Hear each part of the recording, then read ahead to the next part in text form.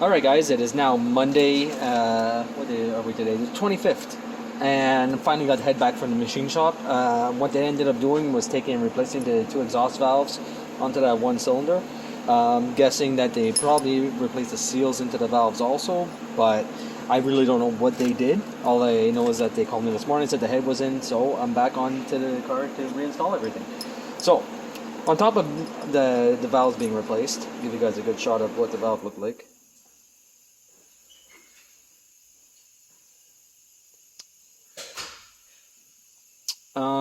On top of that, what's going to be happening onto this car is that there's a lot of parts that I had ordered because these cars are very notorious for oil leaks and coolant leaks. So I had them order every single gasket that I could think of that I needed to replace and to do the job properly, because I really don't want the car coming back with another leak. So I don't know. I'll try to give you guys a view of what this guy looks like. This guy's disgusting looking.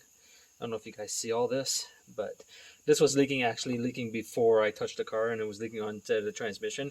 And this is basically your coolant bypass pipe.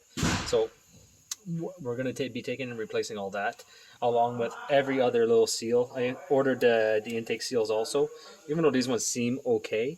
I took and I had them ordered at the same time because, like I said, I just don't want this car coming back for any reason. This is a very, very big job, and it is very expensive. So it's better to go ahead and replace everything while you're there instead of having to take everything apart later on in order to redo the job, basically. So thought I'd give you guys a quick update. The head is over there. I'm going to be reinstalling all the components, and then we're going to take and we're going to see how everything goes afterwards. So I'll bring you guys back after all this is all installed. Alright guys, so this is going to be concluding on to the Buick. I have everything hooked up onto the engine. Everything's put back together. As you can tell, there is no check engine onto the car.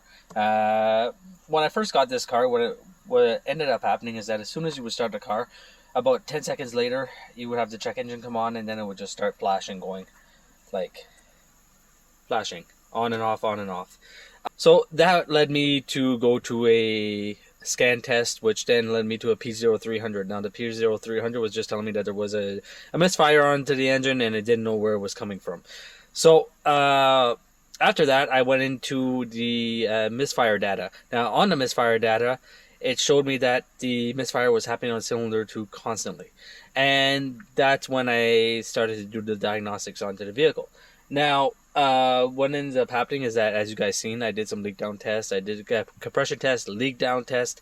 I tried cleaning the valves, and then all of a sudden, after I put the cleaner on into the cylinder to clean up some of the carbon onto the valve, that's when I seen that the valve was broken.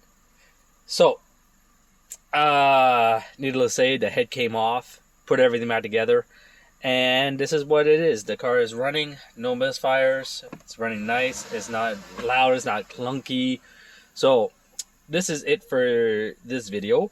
I thought I'd just give you guys a small update and a conclusion to the video. And I said earlier that they probably changed the valve seals, and they actually did change every single valve seal along with the two exhaust valves on cylinder number 2. So I will leave you guys be, and I hope you guys enjoyed the small series of video, even though it wasn't a complete diagnostic, and I will see you guys next time.